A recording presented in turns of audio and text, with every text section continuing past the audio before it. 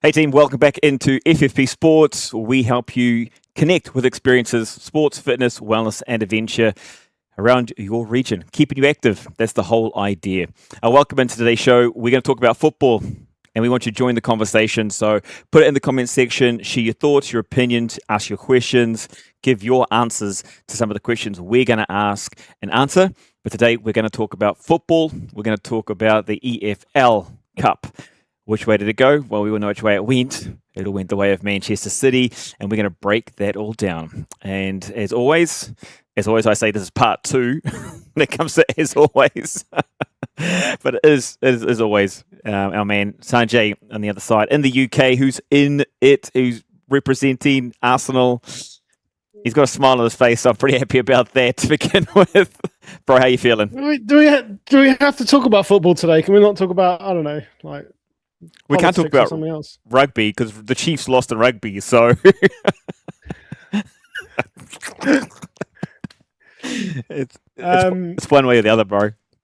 Oh, there was a lot of good things, though.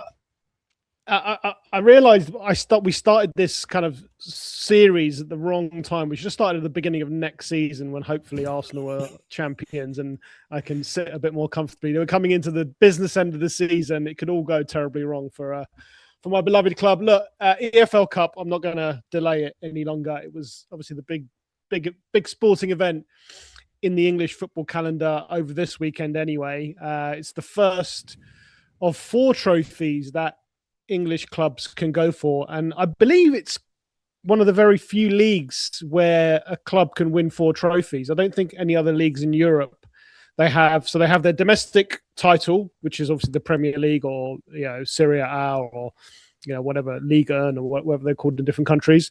Then you've got a European competition, so you might have the Champions League or the Europa Cup or Europa League or Conference League or whatever one you've qualified for. Then you would typically have a domestic cup competition. So again, Spain, Italy, France, they all have a domestic cup competition. So they're typically competing for 3 trophies. Now in England, we have the EFL Cup, which stands for the English Football League Cup, which is effectively all professional football teams, even non-professional. No, if you're in the English Football League, which is the 4 divisions, then you qualify for the EFL Cup or you play in the EFL Cup. And it's typically won early. It's one of the first trophies. I mean, we're sitting here in March, right, where the final has just taken place. So, yes, it's one of 4 cup competitions. And Arsenal faced Man City on Sunday, just yesterday afternoon. And it was significant because, of course, these are the 2 teams that are sitting on top of the English Premier League, and they're fighting it out to win the Premier League, which is, again, in itself is quite rare. Very rarely do you get the top 2 competing in the final of the EFL Cup from the Premier League. The EFL Cup has traditionally been used by a lot of Premier League teams to field younger players, to give them minutes, to give them time on the pitch, purely because they never really prioritize this cup competition as important. The league is always taking priority. Then you've got Europe. Then you've probably got the FA Cup, which is the more famous cup competition from England. So a lot of clubs used to, some people say disrespect, but some people just say they're experimenting. They would experiment in this competition, and Arsenal and Man City are no strangers to that. And it's actually that reasoning where clubs have used this competition as a way to field younger players. Why Arsenal lost yesterday, and if people don't know what I'm referring to, it's the choice of the goalkeeper selection. Now, what Mikel Arteta, Pep Guardiola, Alex Ferguson before them, Arsene Wenger, Jose Mourinho, you name it, whichever manager you want to name who's played in the Premier League and played in this competition has done this. They will pick typically their second string goalkeeper to play in this competition from the very beginning. So Kepa, I can't pronounce his surname, it's a very long, complicated Spanish name, but Kepa, who is Arsenal's second keeper, who they signed only the summer just gone from from Chelsea. He played in every single round of this cup competition for Arsenal. And to be fair to him, he did really well. Not only did he get them to the final, but along the way, Arsenal had a penalty shootout. Now, we all know in penalty shootout, it's the penalty taker versus the goalkeeper. And he made some amazing saves in that penalty shootout to get Arsenal through. If it wasn't for Kepa, Arsenal probably wouldn't have been in the final. But they did get to a final. And when they got to that final, the manager, Mikel Arteta, the Arsenal manager, made the wrong call, in my opinion. He made the wrong call. He went with sentiment and he said, no, Kepa has started every single game in the cup competition. Therefore, it's only fair to give him the final and let him play in the final. I look at this from a different perspective, right? The final of a cup competition, this is business, right? If we want to bring it down to brass tacks, this is the business end of the season. You are about to win a trophy. And as a football manager, your job is to win a trophy. Your job is to win games. Now, if it was me, I would have, and I would always pick the strongest 11 players that I have available with me. Now, if that means that I have to say to Kepa, son, you've done really well. Thank you for getting us this far. But we're going to pick our best team this Sunday. And that means that David Raya, is going to start ahead of you. Now, he didn't do that because he said, and I haven't studied the aftermath of the tournament too much because it's too traumatizing, but I have heard that he has said that it wouldn't have been fair for me to drop Kepa and play David Raya. That's utter nonsense. It would have been totally fair. And I think a lot of media and critics are coming out today and saying, you made the wrong choice. You should have picked your strongest team to win that competition. Fairness, sentiment, it all goes out the window, right? And this is the other thing I don't understand with this particular situation.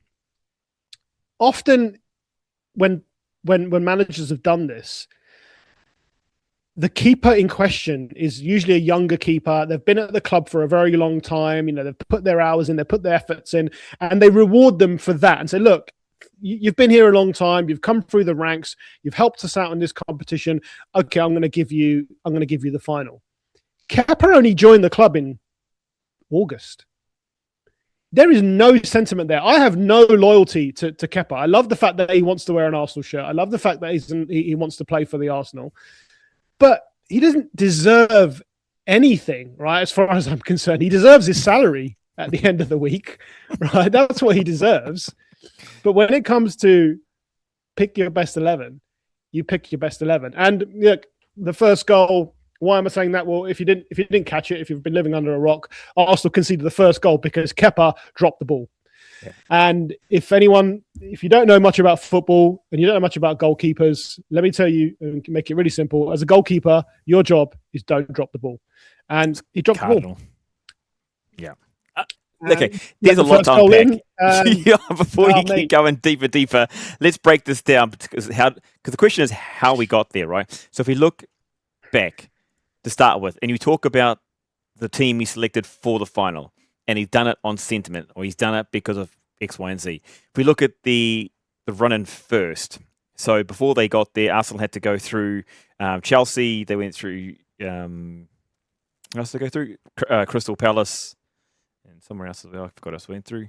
There's the last couple of games. They went through Brighton and whoever that is, and then Man City to get there went through Newcastle United. Then who go through for that? Brentford. So Arsenal had a bit of a harder run into that final, in my opinion. And when it got to the final, you just bring up these points. It does. I got two sides. It does give reason of why they got to the final. The keeper, like you said, made the saves when it came to shootout. Showed he was up to it. Probably should have performed. It was human error. Made the mistake. cardinal. I mean, literally, it was the biggest mistake. So the argument for the coach is that, yeah, why shouldn't have he performed or carried on for sure? Like, I still think Arsenal should have won. But then, like, you can see it on the flip side is at the end of the day, they're paid hundreds of thousands of pounds to play the game. First of all, everyone should be amazing to start with. Secondly, if you are the coach, you are paid hundreds of thousands, if not millions of pounds to win the cup. Never mind the match. Millions. You're there, like, people don't come to participate in these competitions, they come there to win. So I think there's just more context behind how they got there in the first place. Like, if I was the coach and I'm thinking this is what's been the kind of the norm, I've got to admit that I would probably think, yeah, I think he's going to deliver. And I would have potentially, well, probably done the same thing, to be honest. Do you see? You would have stuck with the second keeper. You would have given him the game because he got you there to the final. Not just the keeper, but the team.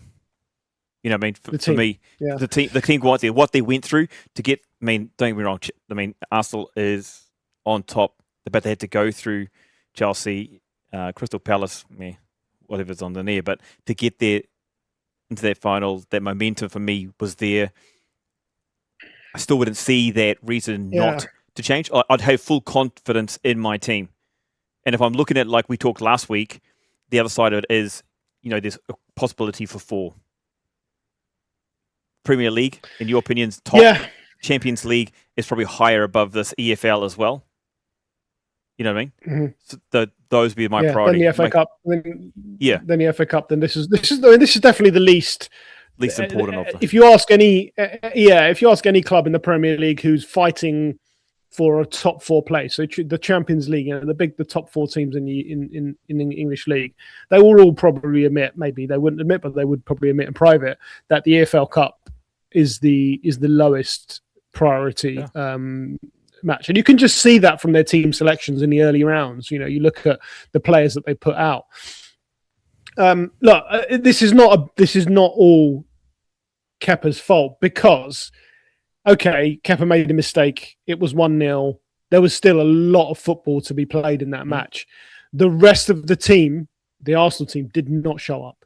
Yeah. They did not show up. That was one of the worst performances this season that I've seen from an Arsenal team. And this is an Arsenal team, as you said, who are top of the Premier League. They've been unbeaten in the Champions League this entire season.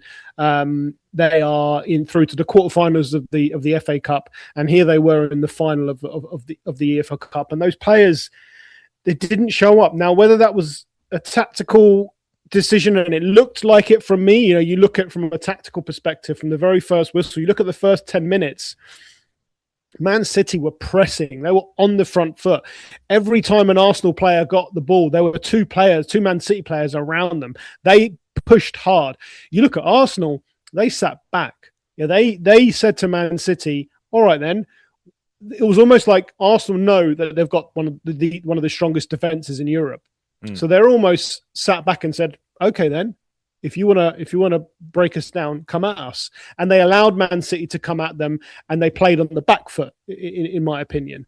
I think that was the wrong tactic, and the reason for that is, I understand that those types of tactics when you're playing a Premier League game where there's 3 points up for grabs. It's a marathon, not a sprint, right? There are 38 games in a Premier League season. And when it gets to the business end of the season, like, for example, we've got Man City, we're going to play them again soon at Manchester City in the Premier League coming up in April, which is going to be a big, huge game. In that game, I can understand if he had sat back a little bit, try to conserve, not concede a goal, and maybe nick it 1-0, or maybe even get a draw, because a draw would be good enough for us in that game to keep our distance between us and Man City. But it's a cup final. It's a cup final. It's It's a 90 minutes. It's 90 minutes of football. Mm-hmm. Now, first of all, I would have picked the best team to give me the best chance of winning. Mm-hmm. Second of all, I would have told my team to go out there and show the world why everyone before yesterday was singing the praises of this Arsenal team, why everyone was saying they're going to win 4 competitions. In the past, when other teams have been in this position, the noise around whether they're going to win 4 was nowhere near as loud, or maybe it's just loud because I'm an Arsenal fan and I hear it more, but it's nowhere been near as loud as it has been with this Arsenal team recently. So I would have told the players to go out there, put on a performance. We've still got to play Manchester City in Manchester. How do you think the psychology is now when we go to Manchester in less than a month's time? Yeah, right. It's huge. We've just lost. Not only did we lose them, they completely outplayed us. It could have been 4-0. It could have easily been 4-0. So there's a couple of questions comes on that, because like at hindsight, it's a beautiful thing. It's easy to tell that, but like you said, the intricacies of the game, the first 10 minutes, it felt like it was lost from there. Arsenal had the control. They were the one hungrier for it. 2 things come to mind. One is it the lack of that top-end experience from Arsenal lately? Like, Manchester's always there. They're out the last 5-6 years. Manchester's been in these positions, these finals. They're fighting the pressure. They have the experience of the players to know, look, this is a one-off. Winner takes all. These first 10, 15 minutes, stamp your mark. Get on top early, put their pressure on. Is there a thing of Arsenal maybe lacking? I don't want to say lacking in experience, but potentially. No, I think it's fair. I think they are lacking the taste of winning something. And don't get me wrong. If you look inside the Arsenal squad, the Arsenal team, there are winners all over the pitch. They've won things with other clubs. They've won things with their country.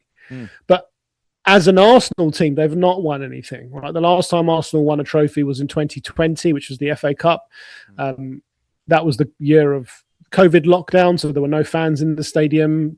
So it feels like longer as an Arsenal fan since we actually won something and witnessed it with our own eyes.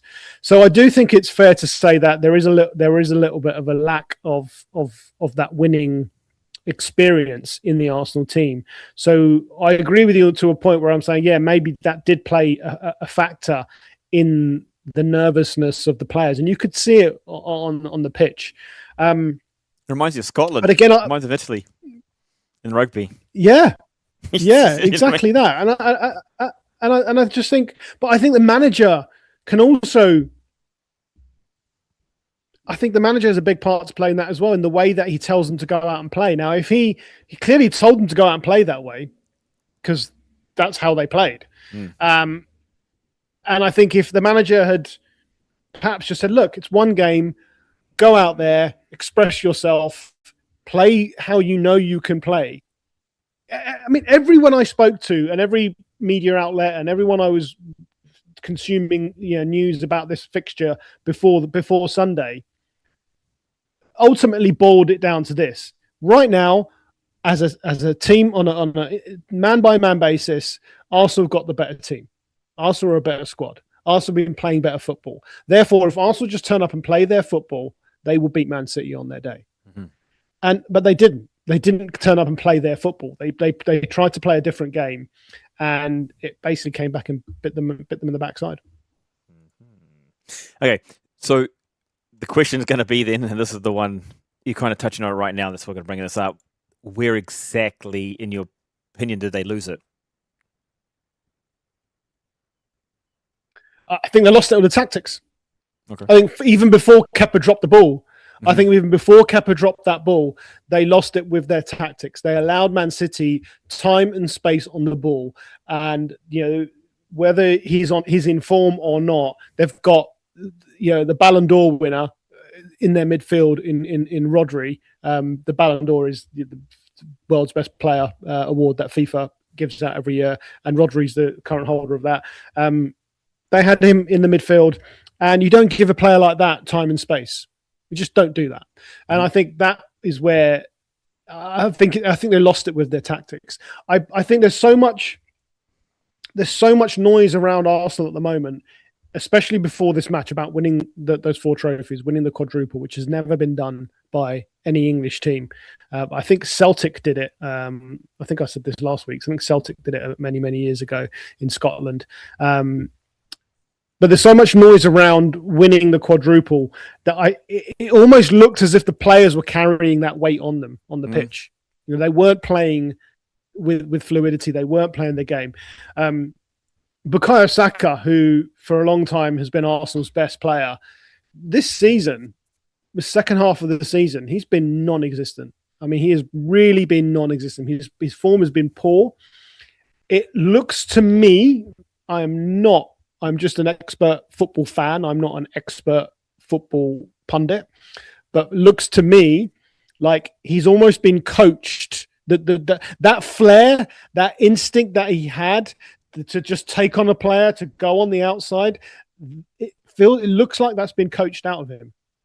There's a hesitation in his step. I watched an interview with Bukayo Saka on YouTube. He did an interview with a channel called Men in Blazers, a fantastic channel where this guy interviews some really famous football players. And I think it's a collaboration with New Balance, because Bukayo Saka is sponsored by New Balance. He did this interview, and in that interview, he talks about it. He talked about how he has this, his strength is the ability to do the unknown, right? It's the ability for a defender not to know which way he's going to go. And we can see that, right? As soon as Bukayo Saka gets the ball, there's 2 or 3 players around him because they know he's dangerous. But he has also changed his game. He is also taking that hesitation. He's then looking for the pass rather than looking to attack. So I think a lot of that comes down to coaching. And I look, if Arsenal get over the line and win the Premier League, we'll probably forget about this conversation, right? People, everyone's talking at the moment in the media anyway about, oh, if Arsenal win the league, they're going to be the most boring or unattractive team to ever win it. Yeah, I don't care. Yeah, and I tell you what, yeah, I don't think Arsenal care either. You know, if you want a good example of that, Jose Mourinho came to this country however long ago it was. His Chelsea team were one of the most boringest football teams I've ever seen play football. But guess what? The guy got results, and the guy's a winner. He was a serial winner. You ask any Chelsea fan, oh, you won the Champions League, but you were boring as hell that season. They don't care. Nobody cares. Right? It's not written anywhere, right? You look in the history books, all it says was who won and who lost. Yeah, 100%. So I don't really. So what I'm saying is I don't mind if we just get over the line and we win. So yesterday, if we played terribly like we did and we nicked it 1-0 and we walked away with the trophy, it doesn't matter. I don't care. The feeling would be so much better. 100%. Okay, so then... But we didn't. So that's where we lost it. So what were the key moments then in the match for you? I think that obviously that goal was a big one, the first goal. I think it just making a mistake like that for the first goal, it puts everyone on the back foot. So I think from that moment on, there was pressure. All eyes were on the keeper. All eyes were on the defense. I even saw things that I've never seen before. I've not noticed it before in the Arsenal team, where Declan Rice was having a go at his teammates because they weren't moving into, he had the ball and he was looking to pass the ball into space. And there was a point where off the ball, he was arguing with them, saying, what are you doing? Why are you there? Why, or if someone gave the ball away, there was this, and I've not seen that this season from Arsenal. So I don't know if it was the pressure of this is a final, we have to turn up. Did they choke?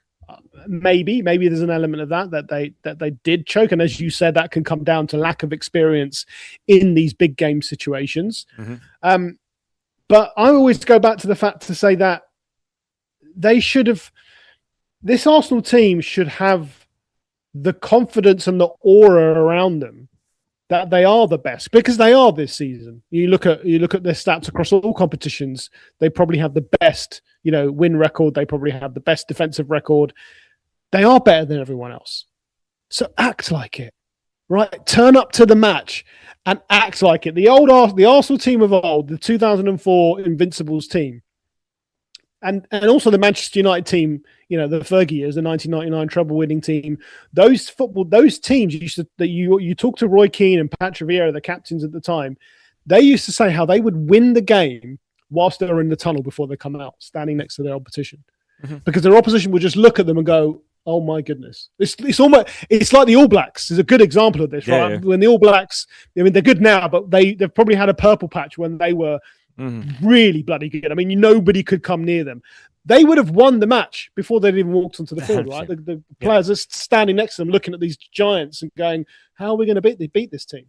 And then you look at the All Blacks; they acted as if, right? They had this swagger. That's the best word I can use. They have this swagger about them that I don't care who you are, we're going to beat you, right? And Arsenal of old used to have that.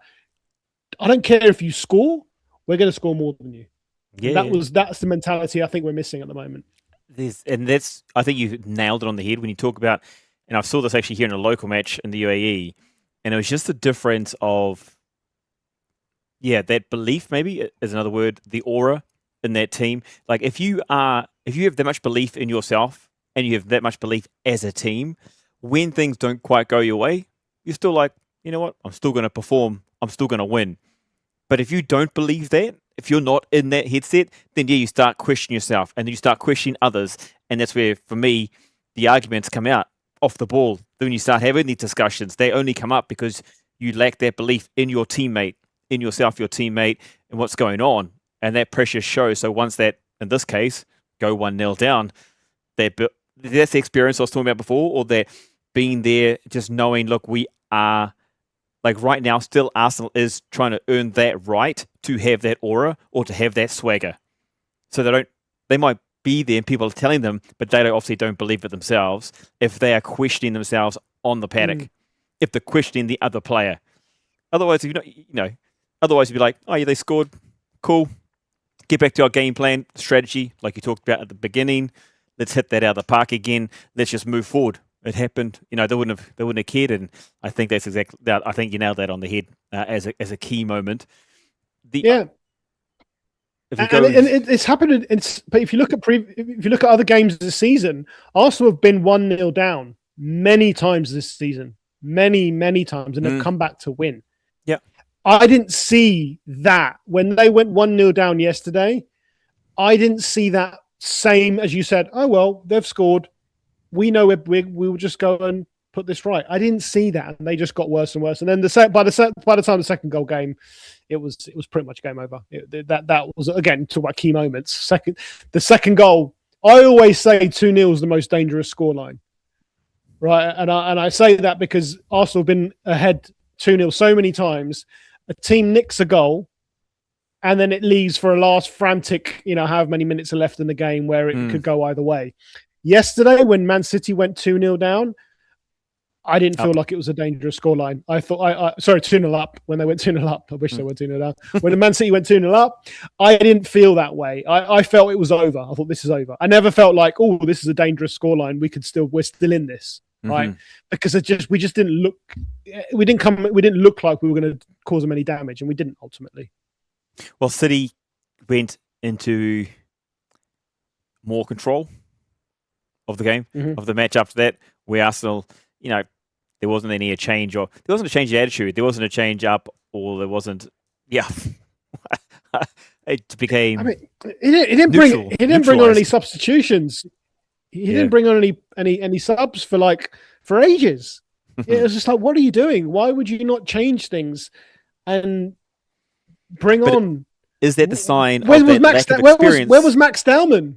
Bring on a Max Dowman. The guy's stock is high at the moment. If anyone's going to come on and have no fear and change the way that the game is going, it would have been. But no, there was none of that. So I think tactically we got it massively wrong yesterday, and I just hope that if we're going to have a blip, this is our blip, and we just carry on as we've lost the game. Okay, our form has come to an end. We've got there's an international break coming up now, so there's international matches. So there's a 2-week international break. Then we've got an FA Cup. So we've got a long, I think 11th of April is the next Premier League game for Arsenal. So that's quite a long way away. So I'm hoping that this is our blip. They go away, they rest, they recuperate, they do their international games. Nobody gets injured. Let's just pray to the gods that everyone stays fit. And they come back April 10th, April 11th, and they're ready to go against Bournemouth at home. So then where to from here for both Arsenal and Man City? Do Man City kick on to take on the Premier League title? Does Arsenal falter? Do they learn from this? So before the game, a lot of people were saying, especially in the Arsenal camp, "Oh, if Arsenal lose this game, it's not going to make a difference. It's not going to be the end, the make or break of their season." Those same people now are saying, "Oh, as Arsenal now, it's going to break their season." So this just goes to show you what the modern media are made up of. They're just trying to get you to click. So there's that.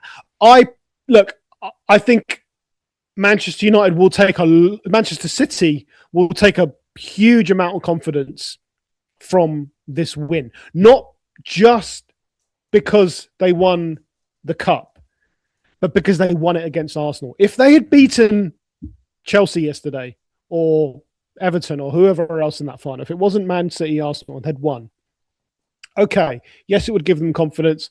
They may come back and do well in the league, but I don't think it would have mattered that one. The fact that they beat Arsenal, who they're chasing down in the title race, the fact that they beat them, in my opinion, quite convincingly, I think that's going to be a huge, huge factor for them going into the remaining Premier League games. Look, they're 9 points behind Arsenal.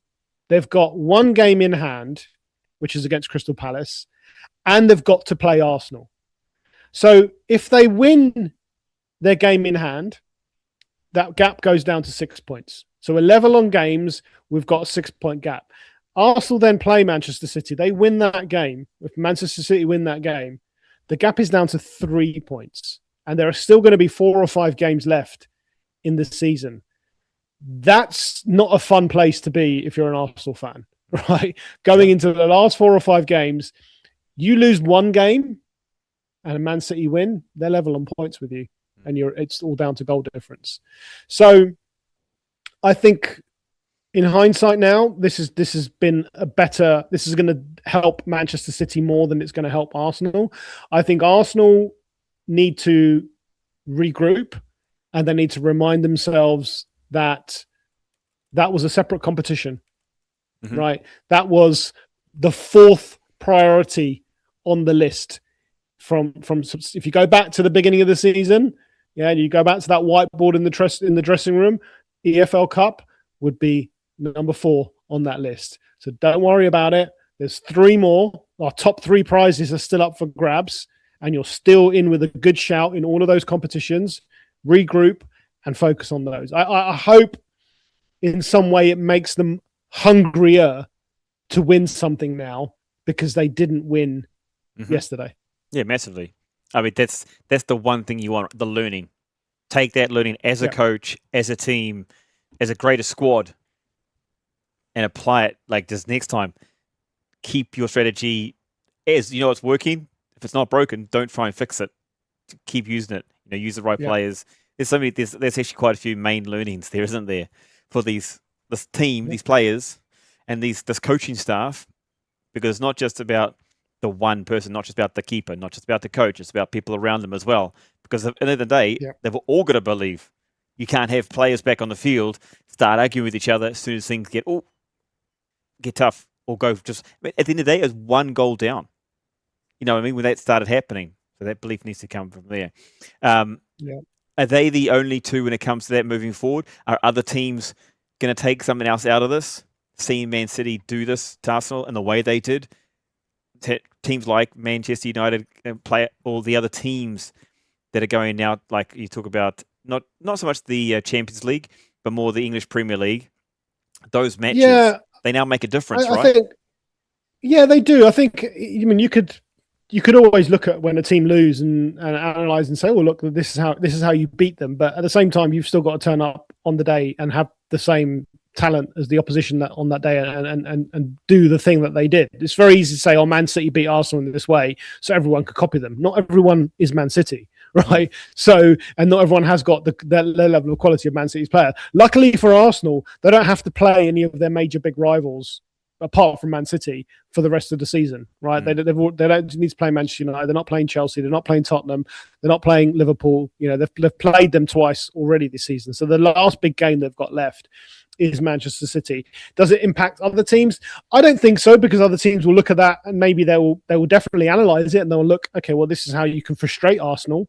But I don't think there's anything there when it comes to teams knowing how to frustrate Arsenal. I think that's been clear the whole season. And teams haven't yet been able to get on top of them. Whether they will now, because Arsenal maybe have a bit of a damaged, psychological kind of bruise here from this match, only time will tell. But I'm hoping not. I think it will definitely help Man City against Arsenal in that game. But I think for everyone else, it's pretty much as you were. Cool. Okay. One last thing then on this, when it comes to Arsenal, as an Arsenal fan, what needs to happen between now and the next game?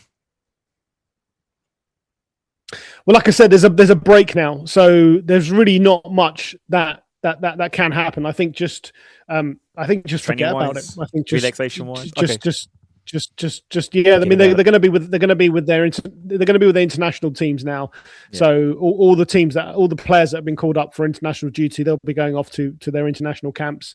So I really do think forget about it. I think just go get your head into training, stay fit. All right, stay focused, stay healthy.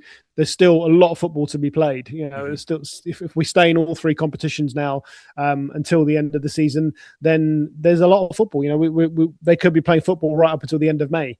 So stay fit, stay focused, regroup, and just cut out the outside noise, because there's going to be a lot of noise now. A lot of people getting in their head saying, maybe they can't do it. Maybe they haven't got the bottle. Yeah. There's that word again. They haven't got they're not brave enough. They haven't got the winning mentality. All of those noises are going to be very, very loud now. And this is where you really kind of have to kind of shut that noise off from the outside world, which of course is a lot harder given, we're in a world where we're so connected. But I think that's the best thing that they can do. Cool. You've heard it here first, or for the second time. Anything we've missed? Anything else? Any other points you think need to come across? No, not on the. I mean, there was obviously a lot more football that was played this weekend, so it wasn't just Premier League. Did you want to something about the EFL Cup? Did you want to go over some of the Premier League results as well? I do actually. I've actually got that up on here. So yes. Yep. So the Premier League is a full, not full, but there were fixtures. Hold on a minute. There were fixtures on Saturday and on Sunday.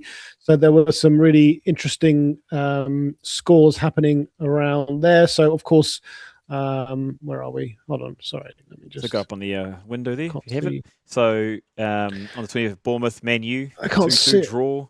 Brighton, Liverpool. Yes. So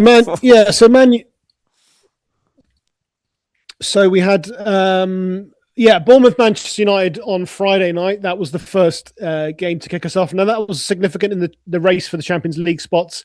Manchester United obviously been in a lot of form recently since Michael Carrick has taken over as interim coach, and they've been doing really well. But they drew that game 2-2. Now the big headline from that game was there was a lot of VAR controversy around penalties, and I think 2 penalties were given and 1 wasn't. And the one that wasn't given, from what I've seen, it looks exactly the same as the ones that were given. So there's a lot of controversy as to around why those weren't given. But that was a bit of a blow to Manchester United in their race for Europe. And then on Saturday as well, we had some shock results around the Premier League. We had the early kickoff, which was Brighton against Liverpool. And again, Liverpool, everyone knows, defending champions, have had a very, very poor season. But they've had a bit of a resurgence recently, and they've been trying to also, fight for that Premier League, those coveted top four spaces to get into the Champions League. Sorry, next season. And they lost 2-1 away to Brighton, which again was a shock. Most impressive in that match was the fact that Danny Welbeck, the ex-Manchester United striker, who's now, I believe he's 35, 36, ex-Manchester United and ex-Arsenal, by the way, scored both their goals.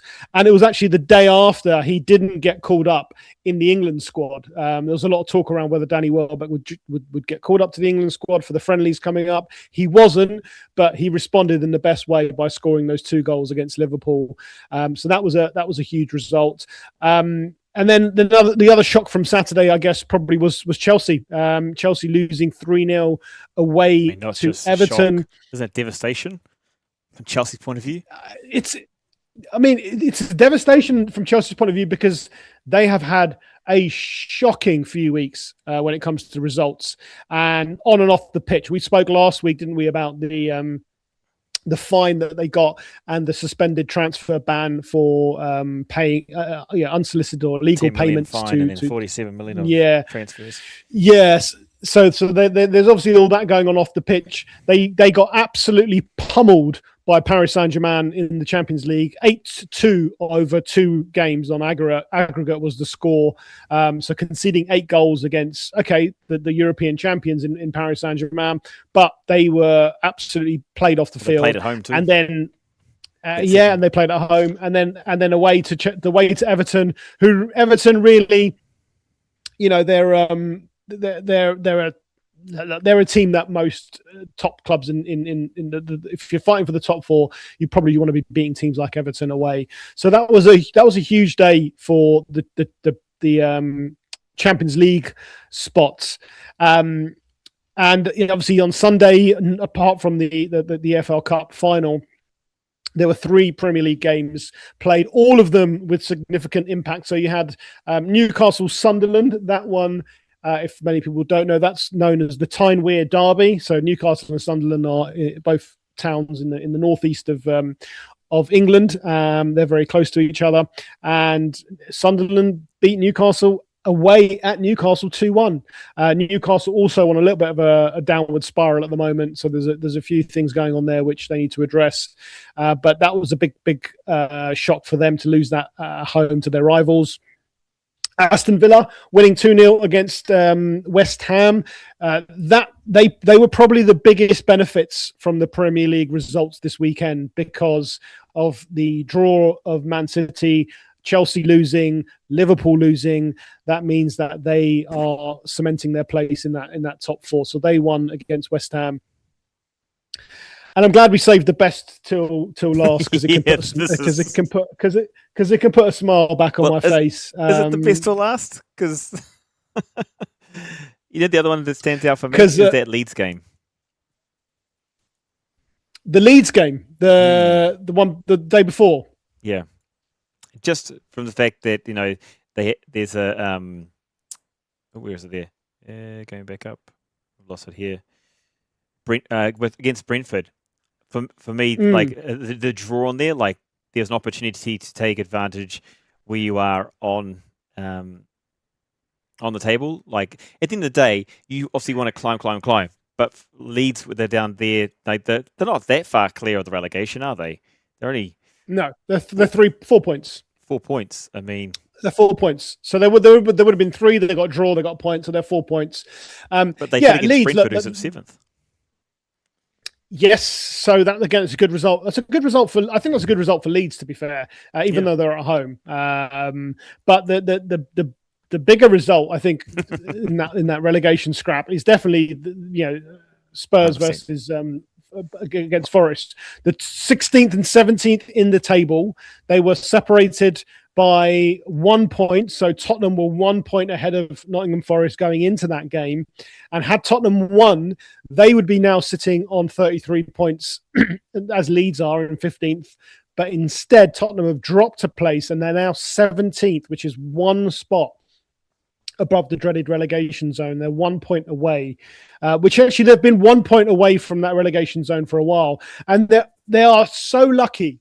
They are so lucky that West Ham did them a favour and lost to Aston Villa. Mm-hmm. Because if West Ham had won, then Tottenham would today be sitting inside the relegation zone. But it wasn't just the fact that Tottenham lost. I think it was the manner of the defeat. 3-0 at home against a team who are right next to you in the table. After a week where people were saying to me that, Tottenham are back, right? Tottenham drew against Liverpool last week, so that was a great result. Tottenham beat Atletico Madrid at home in the Champions League, which is true. They did win on the night, but they lost over the two ties. Mm-hmm. So people were saying, Tottenham are on the rise now. They're gonna come out of this. But then they did what Tottenham all do best, and they went true to form and capitulated in that game. So look, I think it's squeaky bum time for Tottenham fans and Arsenal fans for that matter, but more so for Tottenham fans, because there's only 7 games left. 7 games left for Tottenham. You look at Tottenham's current form, their last 6 games, loss, draw, loss. It's not looking good. Right? That's the worst. I'm just looking at the form guide now. You brought that up last week, though. That's the worst form in the Premier League. Worst, is it? Oh, geez. So you brought up last week the hangover. Was that victory, that 3-2 over Atletico, was it a hangover? You mean the loss was Nottingham Forest loss a hangover from the No, so Tottenham, the win, even though they didn't go through to the next round of the Champions League, they still won at home 3-2. Oh, yeah. I think. Yeah, they won 3-2. I think the hangover usually comes the day after a European game or the next game after Europe. So if you look at Liverpool, for example, Liverpool won, what was it, 4-0, 5-0? What it was, they smashed Galatasaray in the week. 4-0. And then on Saturday, 4-0. And then Saturday morning they play, their match against Brighton away, and they lose. So you typically look at those matches the day after the first match after a Champions League game. They played, late night on a Wednesday night. Then Saturday morning, early morning, this is a 12:30 kickoff. So you imagine the team have to get how from Liverpool to Brighton. I'm not sure if they stay the night before. Maybe they do, maybe they don't. I don't know. But they would have to get up on a Saturday morning, motivate themselves, go to Brighton, early kickoff. The fans are not as, usually the fans are not quite as awake either. They haven't, the pubs haven't been open that long, so they haven't had a chance to drink that much. So that definitely was a that loss to Brighton was definitely a hangover. And I think Spurs as well, maybe you could argue that was their 3-0 loss to Nottingham Forest was a bit of a hangover from the highs that they may have felt. They still would have felt low from coming out of the Champions League, but they would have had a little bit of a high from winning that game. So we have a quick look at this squeaky bum moment you talk about. Tottenham has got Sunderland, Brighton, Wolves, Aston Villa, Leeds, Chelsea, Everton. The next big match they need to focus on for you? Is it that Leeds match? Is it just all of them? Wolves, they should bank theoretically. I think you got. Yeah, it's a cliche, right? But this really is one game at a time. You just got to keep focused on your next game, right? Whatever your next game is, just get the most out of that. I think it's going to be a hard run in. So. But I think you do need to just focus on what's in front of you. So their next game is Sunderland, Tottenham away, which is not an easy place to go, right? Sunderland away. Then they've got Brighton at home. Again, it's a home game, but Brighton doing relatively well. Then they've got Wolves away, which Wolves away is going to be a huge one. Wolves are bottom of the table currently. Burnley have just gone above them. So again, that's going to be a bottom of the table clash. Tottenham really need to get points from that game as well. They need points from all their games, basically. So here's the question then, because the thing being, I think Tottenham is the big talk of the relegation. Now, why is it so much more important just for other people that Tottenham stays there? Is it the fan base? Like, how damaging would it be if they did go down? Last week we were talking. We think they'll stay above. I don't think they're going to stay above now. I'm just like, I don't see it. I don't see it happening. I actually don't see it. I think there's not enough points there. You said they needed the extra 10 points. They lost it with the 3-0 there. Where do the next 10 points come from? No, this is a club who last season won the Europa League. I mean, they won a European trophy. Mm. If you'd asked me, would I take the Europa League win? 100% I would. Mm-hmm. It's a major trophy to go for, right? It's not the Champions League. Okay, fine. It's the next one down from that. So they won the Europa League. They are a team who qualify for the Champions League through that win. That's why they're in the Champions League this season. They didn't come in their top four of the Premier League to qualify for the Champions League, but they won it. They qualified for the Champions League through winning the Europa League. You go back a few seasons before that. Forget that. Look at their stadium. Mm-hmm. They've got probably the best stadium in the league. I hate to say that, but they probably have. I haven't actually been there because it's Tottenham, but I've heard it's a very nice stadium, and apparently Beyonce sounds quite good there when you do a concert. So yeah, I'll believe this. Yeah, why else would you go? It's a beautiful stadium. Cost them over $1 billion or £1 billion or whatever it was. It was a ridiculous amount of money. They are not a club who ever foresaw themselves in the Championship, in the second tier of English football. Now, they have been in the second tier of English football for many, many years ago, but they've been in the top tier now for a good long while. In pretty much my entire adult life, mm-hmm. They've been up. I think they had a spell in the 80s where they maybe got relegated, but late 70s. But then, so is it a big deal? Yeah, it's huge. Because when you've got a stadium like that, when you've got players, and I think I said this to you last week, they will have players who came to Tottenham or are at Tottenham because they want to be fighting at the top end of the table. They want to be playing in the EFL Cup finals. They want to be playing in the quarterfinals of the Champions League. They want to be playing in the semi-finals of the FA Cups. They want to be fighting for the top 4 European places. They're not doing that. They go down. They probably lose half their squad, mm-hmm. just purely because half those players will just say, I didn't sign up to play in the Championship. I'm sorry. So they will end up going elsewhere. Then you have to try and attract players who want to play in the Championship. Now, the Championship is probably one of the hardest leagues to compete in and to get out of as well. You look at Leicester, right? Leicester, who in 2018 won the Premier League, right? You look at them now, they're in trouble, mm-hmm. right? They're in trouble. Once you go down, it becomes incredibly harder to get up. Newcastle, very recently, were in the lower leagues, in the championships, and it took them a while to get themselves to a position where they came back up and have established themselves as a mid to top table Premier League team.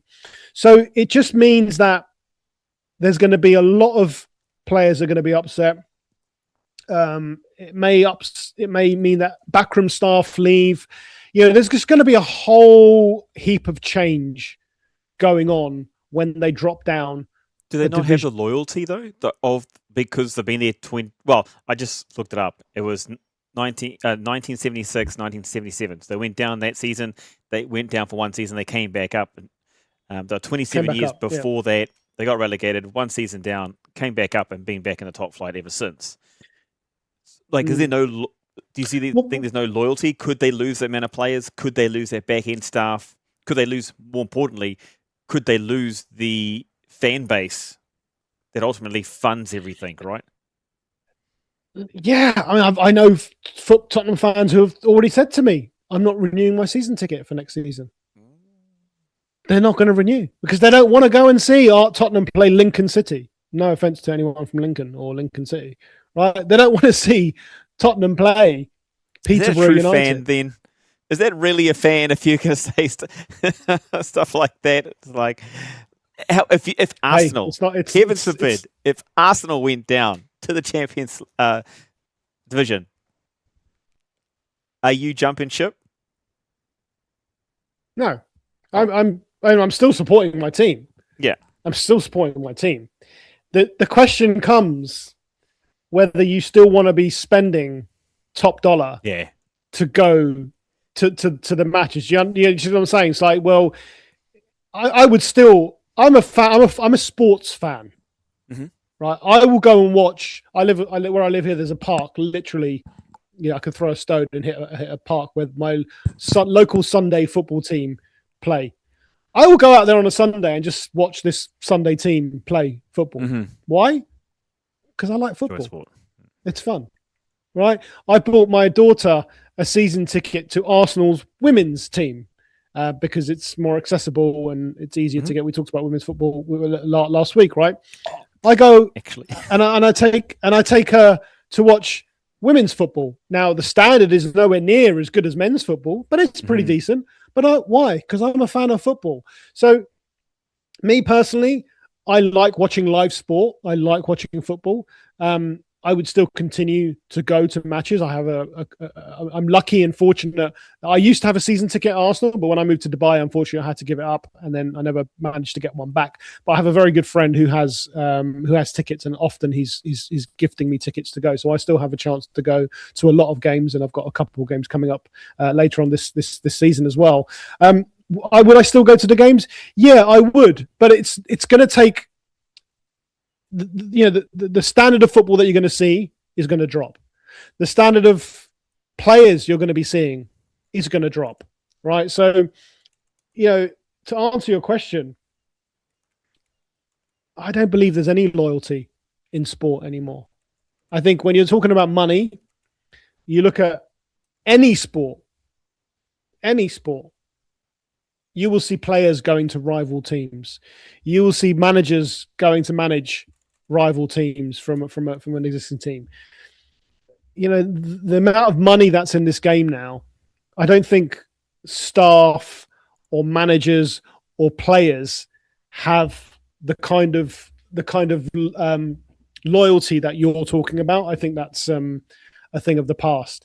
I think fans are also, we're a little bit fickle. We, sing when you're winning and all of that. So I think there will be a drop off. You got a stadium that holds 60,000+ for a Premier League game. I just don't know if they're going to get that kind of those sort of numbers for games in the Championship. And then they're still paying that stadium off. Let's be honest. You can't charge Premier League ticket prices in the Championship. You just can't. It's a level down. So therefore, your prices have to reflect that, and therefore the revenue you're going to generate is going to be less. You're not going to get TV revenue like you are when you're in the Premier League. If you're in the Premier League, Sky Sports, who owns the rights here in the UK, they will pay you more to televise your games. Do your games get televised in the Championship? Fixtures as well, right? Because that's ones that people want to watch. People want to see Tottenham Arsenal. People want to see Tottenham Chelsea, Tottenham Man City, Tottenham Liverpool. Right? These are the matches we want to see. Yeah. You're not going to have those matches. So there's going to be it's a horrible situation, but there will be a fall off massively. Alrighty. I don't think we could dig much more of a hole for these guys at the moment. The hole's pretty deep. No, that's pretty serious. The hole's the hole's pretty deep. Let's see. Look, there's like I said, there's 7 games 7 games left, a lot of football to be played. Just reflecting quickly on the top end, obviously we spoke about Arsenal, Man City, but the chasing pack, you got Manchester United in third, they're on 55 points. You got Villa, who are on 54 points. So you see there, like Manchester United, only 1 point above Villa. Had Man United won, they would be 3 points above Villa. So you can see the how that draw has closed the gap for them. Liverpool are on 5th now. They're in 49 points. And Chelsea have completely dropped off, like we said. They're on 48 points. And they're only and Brentford, Everton are only 2 points behind Chelsea. So out of the if it was me, I would say the top 4 is probably going to end up, I'm going to say Arsenal, City, Man United, and I have a feeling Villa are gonna sneak that 4th space. They've got 5 points between them and Liverpool. I think they'll hold on. I think Villa will hold on and claim that 4th space. But it's going to be a fight until the very end. So it's going to it's going to be. So it's between Chelsea. It's between Chelsea, Liverpool, and Villa, isn't it? That I think that's going to really decide it. You look at Villa's games; they're still in the Europa League as well. So they've got quarterfinals of the Europa League coming up. They've got Forest away, big game, but top and bottom of the table. Sunderland at home, Fulham away. So Sunderland at home, Fulham away. Fulham and Sunderland don't really have anything to play for, so they may not be, at the races there. Then they've got Tottenham at home, so they could seal Tottenham's fate by the time May comes along. And then they've got Burnley, who are pretty much again they're going down by the looks of it. So they're probably gonna. There's the 3 points there. Then they've got Liverpool. 17th of May, huge one. That's going to be a huge game for the Champions League qualification on the 17th of May. And then on the last day of the season, Villa have got Man City. Now, that's significant, not only because they're playing another team in the top 4, but if Man City have closed the gap on Arsenal, that last game of the season where Villa play City and Arsenal play Palace, it could be a championship decider as well. So a good run for Villa, but they've still got a huge say in what happens in this league. It was big for them, wasn't there? The Man U as well, to have.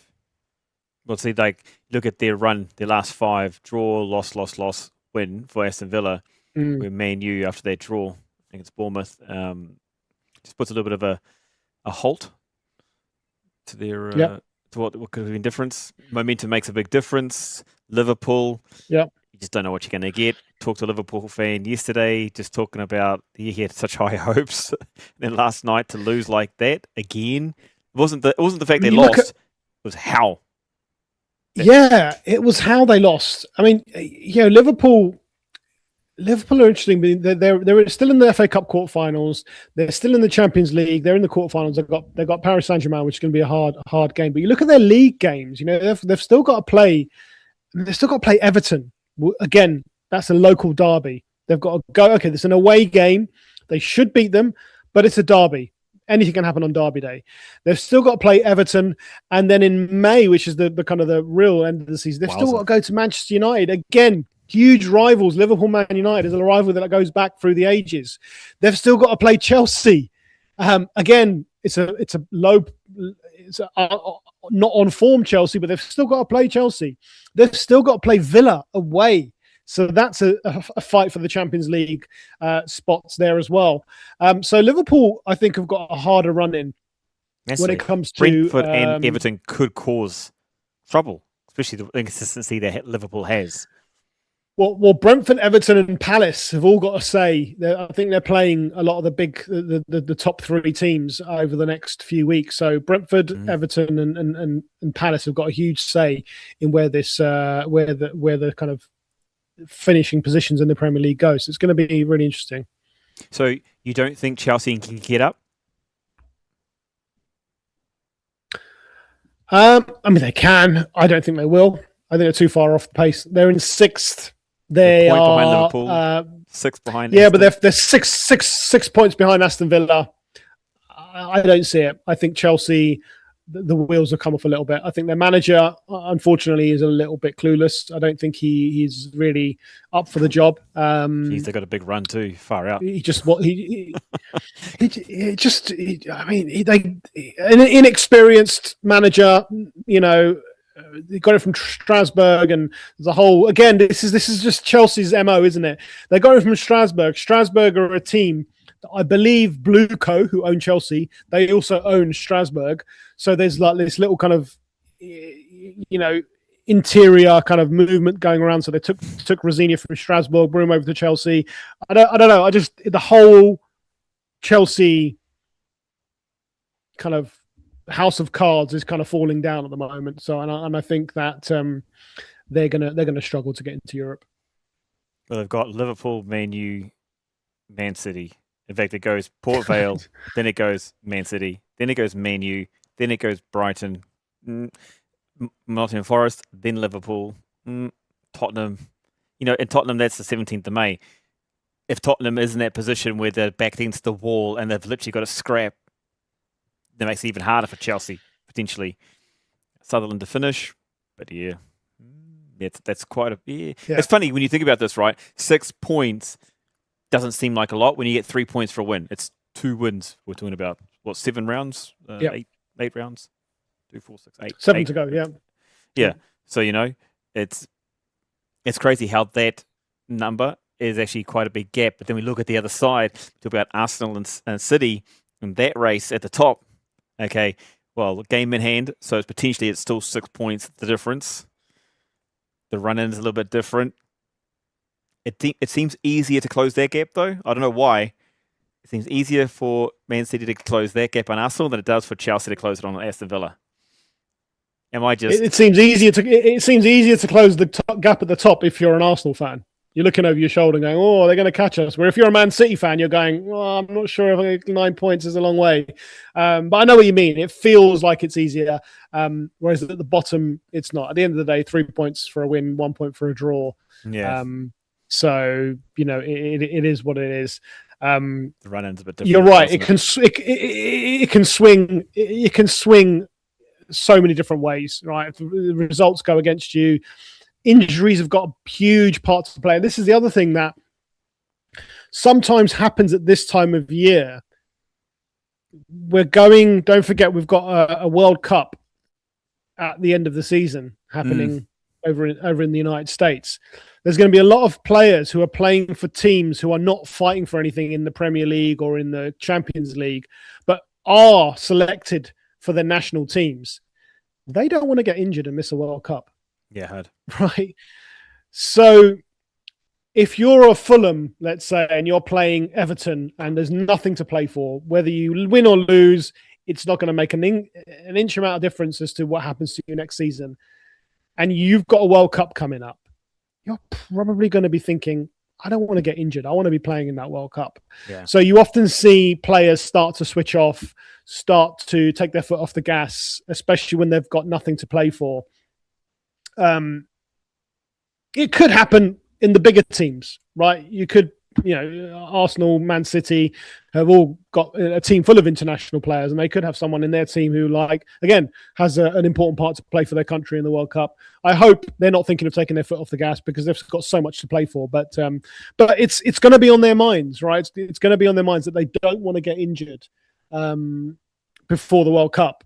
So does that psychologically mean that you're going into games just maybe not going into tackles whereas you would before, hesitating slightly? You know, all of this definitely, I think it definitely plays a part. One thing I want to ask about that, I don't want to go to actually, because it's World Cup, and World Cup seems to happen, man, it came around so fast. The next edition, it just seems like it was the other day, to be honest. Argentina.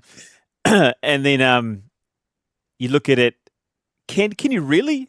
I mean, I don't know. Like, as far as if it was me personally in that position, because you've got that competitive nature, I think you've also got that belief that I cannot not see myself, put it that way, pulling back into a tackle, thinking about a World Cup. Like, if it's for the club, I know there's a lot of players that think this as well, and maybe you think differently. But if I'm a player for my club, I probably value, not that I don't want the international team to win, but my club, because it's more regular. It's every year in, year out.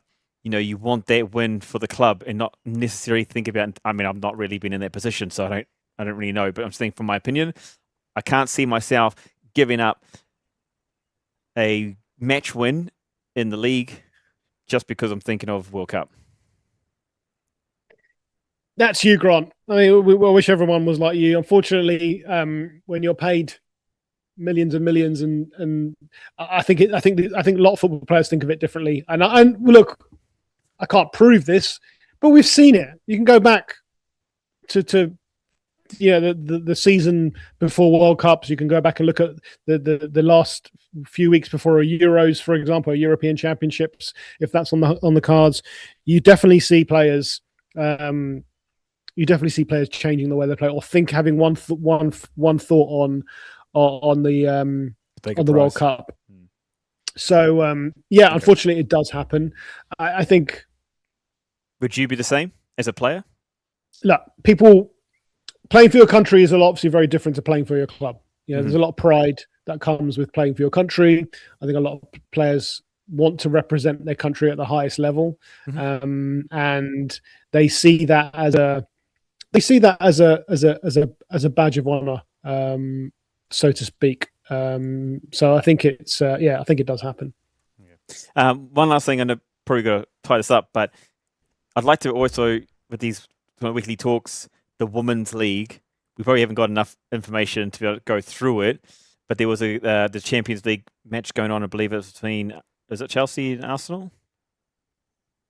The women's match? Is that right? There is a yeah, that's right. There is. Yep. I'm just going to find just quickly a little bit more information about it. Well, anyway, just kind of as an overall, I had a look at the table, the women's table, and I actually bring this up here on the screen. It's just Manchester City seems to be absolutely dominating. Only 2 losses in the season out of 18 games. 4 goals for 52, so they're striking the back of the net often. Then there's a long way down. There's 8 points difference after 18 matches down to the Man U, Chelsea, and then Arsenal's in 4th. There's a top 3 for the female. Is that for the EPL? Do you know on that side? Yeah, so it's not called the EPL in the women's. It's called the WSL, which is the Women's Super League. So it's WSL is what it's called. So yeah, for their season, Manchester City run away. 8 points clear at the moment. They'll probably go on to win it. But if you look at the top of that table, right? Manchester City, Manchester United, Chelsea, Arsenal, Tottenham. What did I say last week? Big clubs supported. The richer the club, typically it's the same within the female league. So you look at those top 5 teams, right? 5 of the richest clubs in England: Manchester City, Man United, Chelsea, Arsenal, Tottenham. And you look at their women's team are all doing well. Manchester City, the richest of the clubs in the world, probably outside PSG, and they're sitting top. So yeah, the women's leagues are they are progressing really well. I've got a couple of matches to go and see Arsenal with my daughter. In fact, we're playing Tottenham, which will be a fun game to go to. I think it's a good league in the sense that the clubs that have a lot of the resources are doing really well. There are new clubs like London City Lionesses. There are some clubs that have come out and they're trying to break into this kind of elite hold that the big clubs have on them. But I think that's opening up, and we're seeing more and more resources being poured into the game. So, yeah, I've seen Liverpool down 10th. A surprise, to be honest.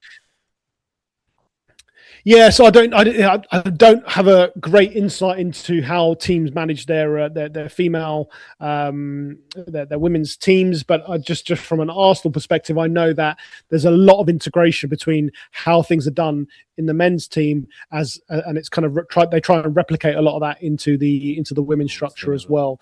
So they and of course they also play at the Emirates, which I think is a huge factor as well. So these players are not only obviously playing at the highest level, but they're playing in massive stadiums, proper for a lot of stadiums. people. Yeah, proper stadiums, not just training pitches, and I think that makes a huge difference. Again, talking about World Cup, a lot of these players will, the Women's World Cup is a huge event. It's arguably as big as the men's game, and a lot of these players, these women players, they want to play at these World Cups. So if they haven't got used to playing against in front of large crowds, then it makes that transition a lot harder. So now that they're getting to play, in front of 30,000, 40,000 fans on a weekly basis, I think that's really important to help them with the international game. Because you go to the you go to the Women's World Cup or the Women's Euros, and those stadiums are absolutely packed, and that's a good thing.